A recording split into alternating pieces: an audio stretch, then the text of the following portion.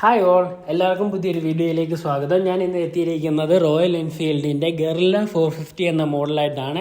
ഇന്ന് ഞാൻ നിങ്ങൾക്ക് മുന്നിൽ അവതരിപ്പിക്കാൻ പോകുന്നത് ഗറില്ലയുടെ തന്നെ ബേസിക് വേരിയൻ്റ് ആണ്. നമുക്ക് ലഭിച്ചിരിക്കുന്ന കളർ, ബേസിക് വേരിയൻറ്റിൽ നമുക്ക് ലഭിച്ചിരിക്കുന്ന കളറ് സ്മോക്കി സിൽവർ എന്ന കളറാണ്. ഈ വാഹനത്തിന് ഈ കളർ വളരെ മനോഹരമായിട്ട് സ്യൂട്ട് ആവുന്നുണ്ട്. വളരെ ഒരു ഭംഗിയുണ്ട് ഈ വാഹനം ഈ കളറിൽ കാണാനുള്ളത്. പിന്നെ മെയിനായിട്ട് ഇതിൻ്റെ അകത്ത് പറയാനുള്ളതെന്ന് പറഞ്ഞു കഴിഞ്ഞാൽ, ടോപ്പ് വേരിയൻറ്റിൽ നിന്ന് വരുമ്പം മെയിൻ ഡിഫറൻസ് നമ്മുടെ സ്പീഡോമീറ്ററിൻ്റെ അതാണ്. ടോപ്പ് വേരിയൻറ്റ് നമുക്ക് ലഭിക്കുന്ന ഒരു TFT സ്പീഡോമീറ്ററാണ്.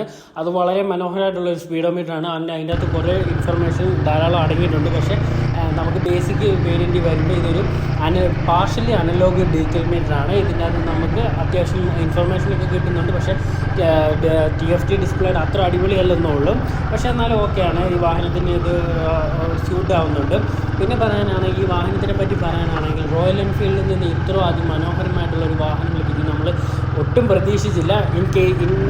ഞാൻ ഈ പറയുന്നതും ഇതിൻ്റെ പെർഫോമൻസിൻ്റെ കാര്യത്തിലാണ്. ബാക്കി റോയൽ എൻഫീൽഡിൻ്റെ വാഹനമൊക്കെ അടിപൊളിയാണ്.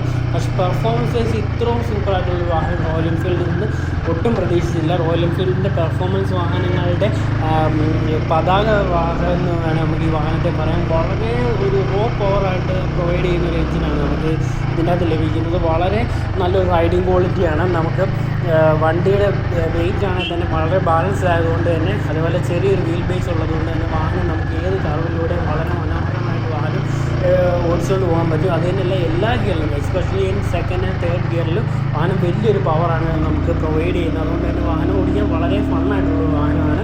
നമ്മൾ KTMൻ്റെ ഡ്യൂക്കൊക്കെ ഓടിച്ച പോലെ തന്നെ അത് മനോഹരമായി ഓടിച്ചു നടക്കാൻ പറ്റിയ വാഹനമാണ്.